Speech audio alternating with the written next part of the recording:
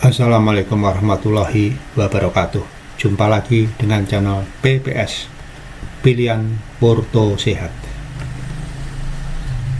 Di awal channel ini saya langsung mengucapkan Alhamdulillahirrabbilalamin.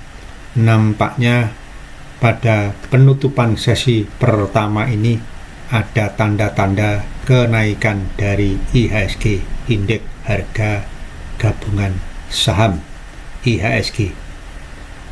Saya sengaja membuat konten ini setelah selesai sesi 1 pada sesi perdagangan hari Selasa tanggal 3 Februari 2026.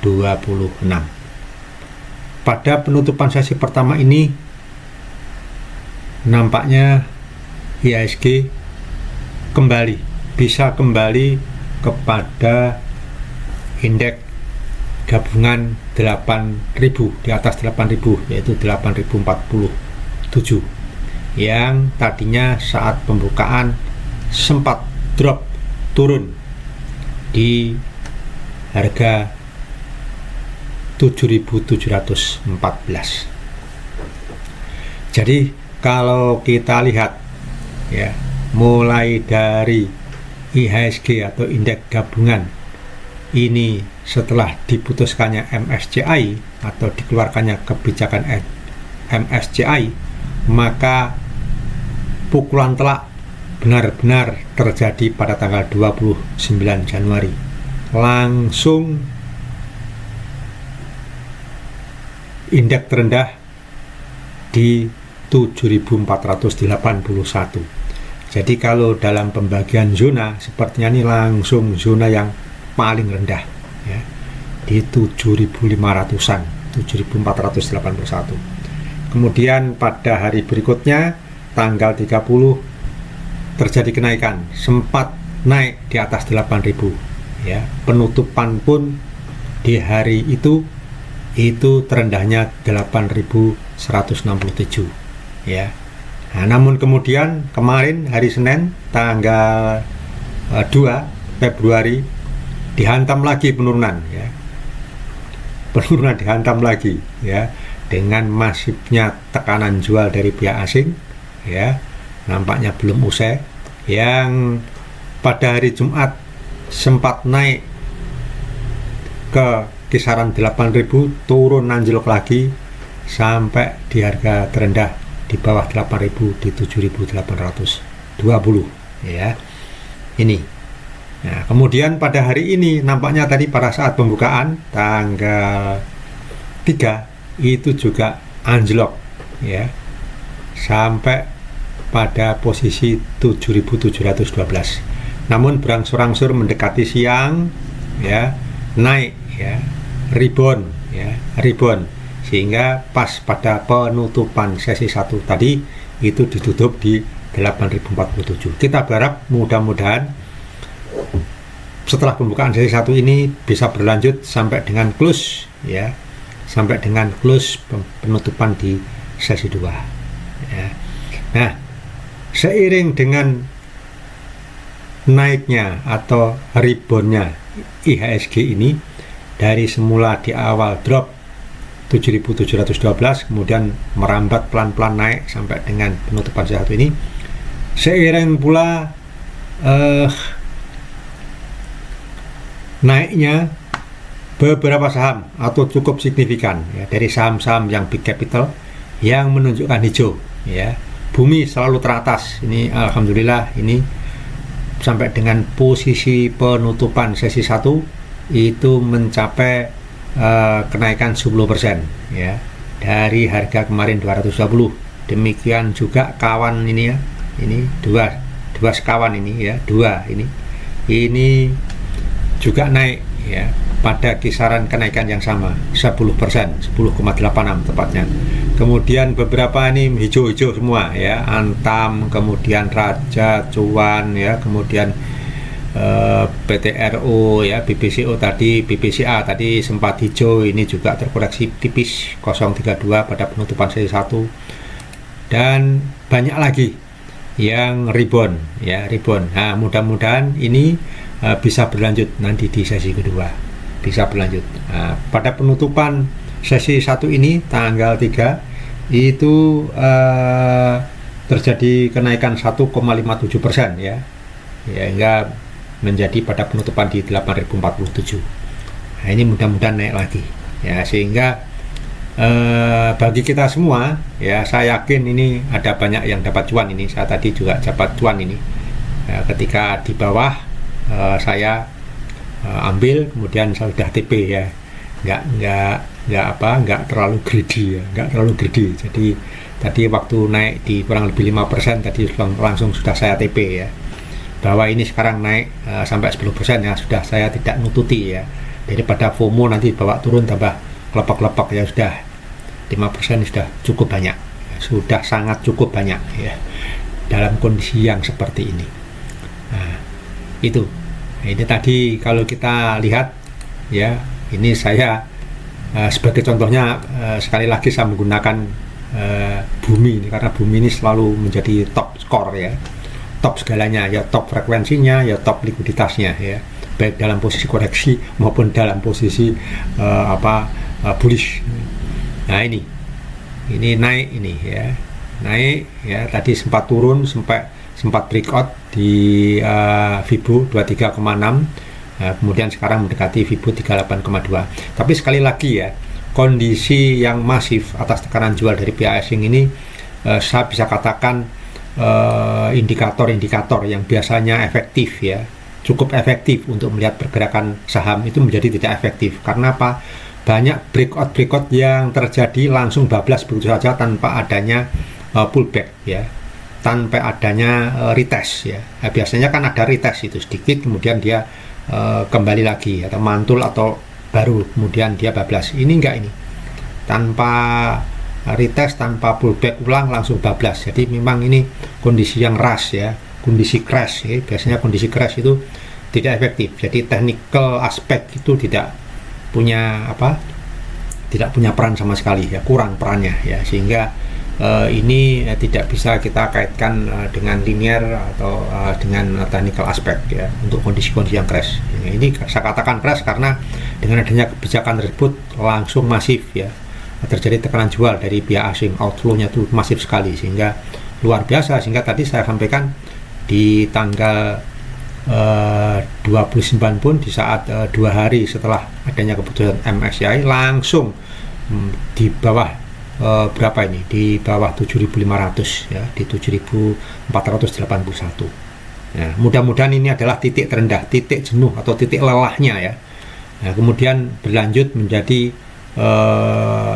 naik ya, jadi titik lelahnya. Mudah-mudahan di tanggal 29 ini menjadi titik lelah dari pihak asing, outflow asing ya, tekanan jual asing, bahwa kemarin hari Senin itu terjadi masif lagi. Mudah-mudahan dengan katalis-katalis yang akan dilakukan ya, dan kebijakan-kebijakan yang akan dilangkahkan oleh pihak OJK maupun BI ini akan terus menjadi katalis ya bagi pasar Indonesia untuk bisa naik lagi dan mendapatkan kepercayaan dari MSCI. Terlebih informasi dan berita yang kita terima telah pula dilakukan diskusi dengan pihak MSCI dan sepertinya mendapatkan green light ya. Namun demikian, yang namanya MSCI sebagai lembaga pemeringkat indeks global pasar saham tentunya dia juga tidak gegabah. Dia saya yakin tidak hanya berdasarkan pada niatan dan apa yang ada di atas kertas, tapi dia ingin mendapatkan satu tindakan atau eksekusi dari yang telah dilakukan itu.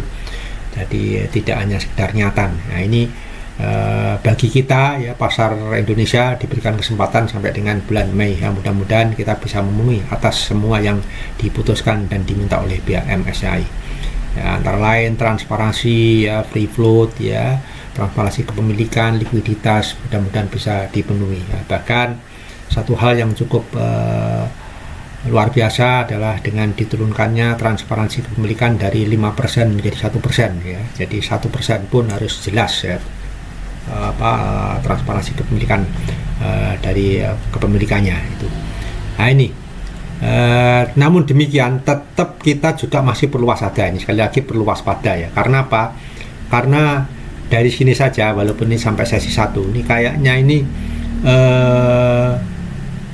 indeks IHSG ini sendiri itu sepertinya masih cukup berat juga ya untuk dia bisa sudah membreakout ya di rasio 50% ya, tetapi sepertinya dia cukup berat untuk melanjutkan itu ya, untuk melanjutkan itu. Ini bisa kita lihat di yang lebih rendah ya. Nah, ini sepertinya cukup berat ya. Jadi mungkin beberapa hari ke depan mungkin tidak langsung ke atas ya, tetapi akan naik turun dalam kisaran di Fibo 50% ini. Jadi antara 8.000-an kemudian turun ya sekitar 7.800-an mungkin itu ya. Kalau toh terus ya, maka satu barikade atau resisten yang harus dilewati adalah di 61,8 ya, sekitar 8.250-an ya yang harus dia tembus supaya dia bisa kembali pada posisinya ya di awal sebelum terjadi gonjang-ganjing ya tanggal 27 itu. Karena pada tanggal 27 itu seketika langsung terjadi drop ya. Ini terjadi gap down yang luar biasa ya, langsung gap down luar biasa nih IHSG ini. Sampai kemudian hari ini masih jauh ini perjalanannya untuk sampai kepada nutup, apalagi nutup ini sampai kepada posisi saat posisi indeks tertinggi pada saat kena gap down itu aja masih cukup jauh, karena itu di 8.570-an gitu ya. Ini jadi kalau kita lihat maka ya semoga saja ya kebijakan-kebijakan yang akan dilakukan dan dilangkahkan ini benar-benar memberikan katalis yang moncar, yang manjur ya, sehingga ini akan langsung naik ya, tidak balik ya. Ini terendahnya yang tadi saya katakan, yaitu terjadi pada tanggal 29 ini benar-benar titik exhausted ya. Jadi kalau dalam zona itu zona yang paling lemah, harapannya ini jangan pre-exhausted, tapi ini benar-benar sudah exhaustion, jadi sudah benar-benar lelah. Nah, lelah itu artinya ya sudah pelurunya sudah melemah, sudah tidak akan terjadi lagi tekanan jual yang masif dari pihak asing ya. Ini sudah merupakan titik terendah, mudah-mudahan. Oleh karenanya tadi ketika terjadi gap down yang pertama di awal pembukaan jam 9 tadi, kita sudah ketir-ketir jangan-jangan ini akan bablas lagi di angka seperti yang terjadi pada tanggal 29, tapi alhamdulillah sepertinya tidak, bahkan berangsur-angsur semakin siang semakin menaik, dan ini kelihatannya semakin menaik gitu, walaupun ya agak berat ini ya, body candlenya ini tipis-tipis ya, bahkan terjadi doji di sini tadi pada jam 10 ya, ini agak tipis-tipis ya. Mudah-mudahan ini sekalipun tipis ya mungkin berhenti sebentar, ini doji, ini mudah-mudahan naik lagi ya. Tapi harapannya resisten yang pertama ya ini di 8.220-an itu yang harus ditembus, atau mungkin lebih rendah lagi, karena ini masih dalam tahap recovery yang kita tetap harus waspada ya, tapi paling tidak kita bisa berharap terjadinya perbaikan dan pemulihan ya. Nah, bagi kita yang trading dengan menggunakan gaya scalping ya, trader scalping ya, tentunya kita juga harus hati-hati juga ya, karena nobody knows ya, bahwa tadi pagi ketika di awal terjadi drop ya yang demikian dalam seperti yang saya gambarkan di salah satu emiten yaitu Bumi, sekali lagi ini tadi pada saat di awal itu jadi drop ya, low-nya itu di -10 sampai -10 ya, nah ini -10 walaupun secara Fibonacci -10 itu pas dalam rasio 23,6%, tapi kan dalam posisi yang crash seperti ini kan seringkali yang namanya technical aspek itu kurang berpengaruh dan tidak signifikan berpengaruh terhadap pasar ya, sehingga bisa jadi gitu langsung bablas turun ya, mengikuti atau sampai ke posisi pada saat tanggal 29 ya. Tapi alhamdulillah ini bisa naik menjelang siang, dan posisi tertinggi ini di Bumi khususnya ya, itu menyentuh harga 252, dan sekarang ini di 2462 dalam posisi 10% yang seperti di awal tadi saya sampaikan ya.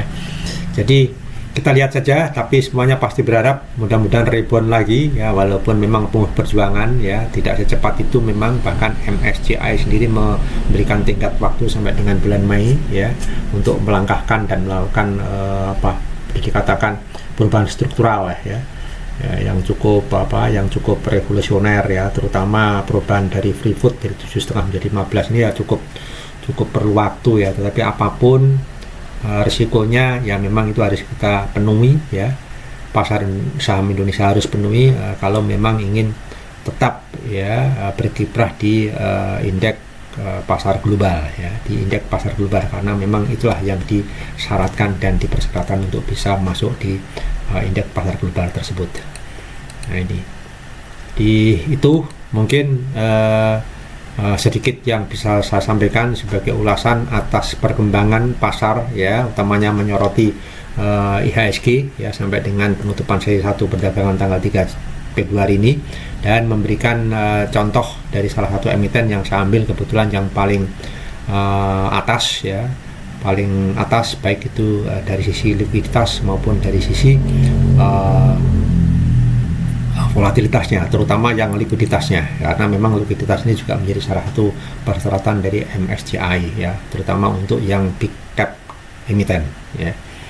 Nah, ini kebetulan hari ini sesi 1 sampai dengan penutupan ini bumi ini baik volatilitas maupun likuiditasnya itu teratas ya.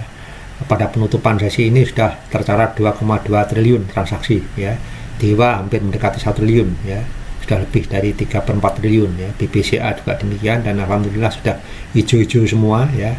Saya berharap ya, dan saya semuanya pada cuan ya, tetapi bagi yang kebetulan masih gantung atau masih floating loss ya, mudah-mudahan dengan reboundnya, harapan kembalinya IHSG yang kemudian diikuti oleh bullishnya emiten-emiten ini bisa menyebut yang masih floating loss ya. Mungkin itu yang bisa saya sampaikan ya, nanti akan kita lanjutkan untuk hal-hal atau info-info yang lebih baru dan terkini.